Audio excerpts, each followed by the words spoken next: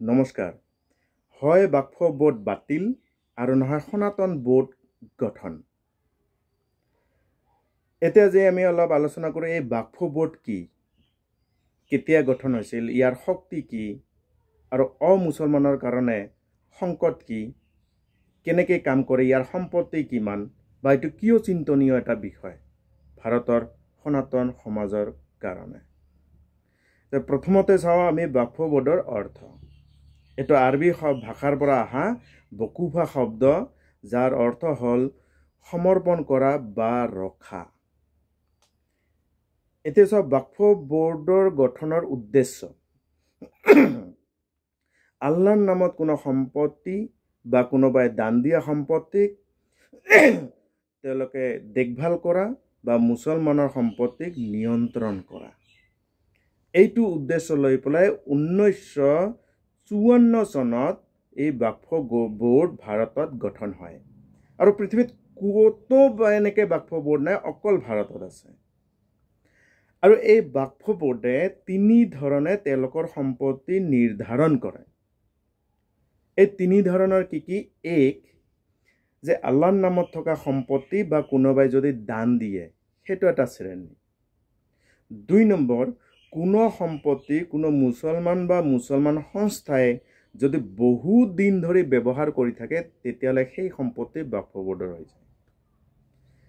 3 number, যে যদি কোনো সম্পত্তি কোনো ব্যক্তি বা কোনো সংস্থাৰ নামত নাই, তেতিয়া বাক্ফ বোৰ্ডৰ যি ছাৰ্ভে দল আছে, ছাৰ্ভে কৰি সেই ভূমিক বাক্ফ বোৰ্ডে দখল কৰি লয় বা বাক্ফ বোৰ্ডৰ বুলি তেওঁলোকে ঘোষণা কৰি লয়। এই তিনি ধৰণৰ তেওঁলোকে এটা বাক্ফ বোৰ্ডৰ যি ভূমি নিৰ্ধাৰণত তেওঁলোকে কৰে। এতিয়া এই বোৰ্ডৰ কিমান শক্তি আৰু ভাৰতত কিমানবাৰ সংশোধনী হৈছে আৰু কেতিয়া কেতিয়া হৈছে, এই বিষয়ে আমি অলপমান আলোচনা কৰোঁ। যে প্ৰথম কথা, এই বাক্ফ বোৰ্ডক দুবাৰকৈ সংশোধন কৰিছে। এবাৰ হ'ল 1995 চনত আৰু এবাৰ হ'ল 2013 চনত। দুয়োবাৰে কংগ্ৰেছৰ কেন্দ্ৰ চৰকাৰ আছিল। 2095 চনত PV নৰসিংহ ৰাও প্ৰধানমন্ত্ৰী আৰু 2013ত মনমোহন সিং। এতিয়া প্ৰথম কথা, একদম চিধা আৰু সহজভাৱে যদি আমি বুজি ল'ব লাগে, তেতিয়াহ'লে চাওক, যদি কোনো সম্পত্তি কোনো ভূমিক যদি বাক্ফ বোৰ্ড যদি তেওঁলোকৰ বুলি যদি ডিক্লেয়াৰ কৰে বা ঘোষণা যদি কৰে, তেতিয়া সেই সম্পত্তি যাৰ মালিক বা আপুনি যদি মালিক হয়, আপুনি বাক্ফ বোৰ্ডৰ ওচৰত যাব লাগিব, আপুনি প্ৰমাণ কৰি দিব লাগিব যে সেই সম্পত্তি আপোনাৰ। কিন্তু ইয়াত কথাটো হ'ল যে আপুনি কোনো চিভিল কোৰ্টত যাব নোৱাৰে। আৰু ইয়াৰ কাৰণে সেইটো সম্পত্তি যে বাক্ফ বোৰ্ডৰ নহয়, বাক্ফ বোৰ্ডে কোনো প্ৰমাণ দিব নালাগে। এটা বাক্ফ বোৰ্ডে যদি ফয়চলা কৰে সেই সম্পত্তি আপোনাৰ নহয়, সেইটো বাক্ফ বোৰ্ডৰ সম্পত্তি, এই ফয়চলাৰ বিৰুদ্ধে আপুনি কোনো হাইকোৰ্ট বা কোনো সুপ্ৰিম কোৰ্টতো যাব নোৱাৰে। এতিয়া চাওক, বাক্ফ বোৰ্ডক ভাৰত চৰকাৰে সংশোধনী কৰি সুপ্ৰিম কোৰ্টতকৈ উৰ্ধত কৰি থৈ দিছে। সুপ্ৰিম কোৰ্টতকৈ ওপৰত আপুনি যাবই নোৱাৰে। আৰু খুব বেছি আপুনি বাক্ফ বোৰ্ডৰ ট্ৰিব্যুনেল যি তেওঁলোকৰ যি ব্যৱস্থা আছে বিচাৰত, তাত যাব লাগিব। আৰু তাত গৈও আপোনাৰ লাভ নাই, তেওঁলোকে নেমানিবও পাৰে। তেতিয়া আপোনাৰ কোনো উপায় নাই।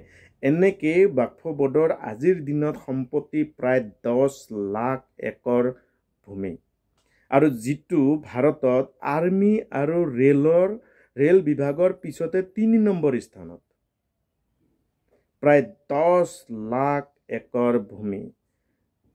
ইয়াৰ দ্বাৰা এইটোৱে প্ৰমাণ হয় যে বাক্ফ বোৰ্ড গঠন কৰাৰ উদ্দেশ্য হয়তো এইটোৱে যে 47 চনত যেতিয়া পাকিস্তান আৰু বৰ্তমানৰ বাংলাদেশ যেতিয়া বিভাজন কৰিল আৰু বাকী গোটেই ভাৰতক দখল কৰাৰ মাটিৰে ভূমিৰে, এইটো এটা হয়তো ষড়যন্ত্ৰ বা এটা প্ৰক্ৰিয়া হ'ব পাৰে।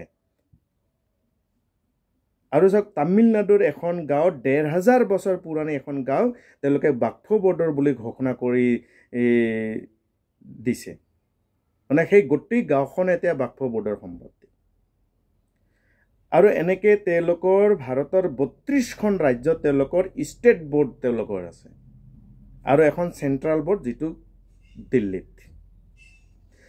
আৰু ধৰক কাইলৈ যদি আপোনাৰ সম্পত্তি যদি বাক্ফ বোৰ্ডে যদি চাইনবোৰ্ড লগাই থৈ যায় তেতিয়াহ'লে সেই সম্পত্তি কিন্তু বাক্ফ বোৰ্ডৰ বা তেওঁলোকে যদি ঘোষণা কৰে এইকাৰণে এবাৰ কেজৰিৱালো কৈছিল যে মুকেশ আম্বানী ঘৰটো বাক্ফ বোৰ্ডক দি দিব লাগে বা বাক্ফ বোৰ্ডৰ ঘোষণা কৰিব লাগে এটা আপুনি চাওক কিমান দূৰলৈকে তেওঁলোকে এই গেম খেলি আছে এই কাৰণে আমি ইয়াৰ প্ৰতিবাদ কৰিব লাগে যে হয় বাক্ফ বোৰ্ড বাতিল কৰক আৰু নহলে সনাতন বোৰ্ড গঠন কৰক সংশোধনী নহয়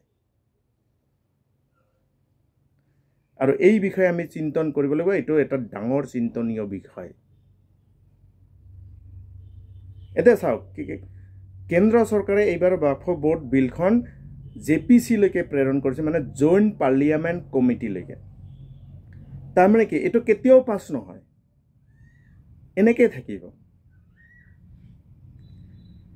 কাৰণ কি এনডিএ কেন্দ্ৰ চৰকাৰৰ সংখ্যা গৰিষ্ঠতা থকাৰ পিছতো জেপিসি লৈকে প্ৰেৰণ কৰিছে তাৰমানে এটো কেতিয়াও পাছ নহয় জইন্ট পাৰ্লিয়ামেন্ট কমিটি লৈকে এই কাৰণে আমি চিন্তন কৰিব লাগিব আমিও নিজৰ এলেকাৰ যে সাংসদ আছে সাংসদলৈকে চিঠি পত্ৰক প্ৰেৰণ কৰিব লাগিব এটো আপোনালোকে উঠাওক হয় সনাতন বোৰ্ড গঠন কৰক একে পদ্ধতিৰে আৰু নহলে বাক্ফ বোৰ্ড বাতিল কৰক নহলে কালি আপোনাৰ সম্পত্তি বাক্ফ বোৰ্ডৰ হৈ যাব কোনো ৰক্ষা কৰিব নোৱাৰে কাৰণ আপুনি সিভিল কোৰ্টত যাবই নোৱাৰে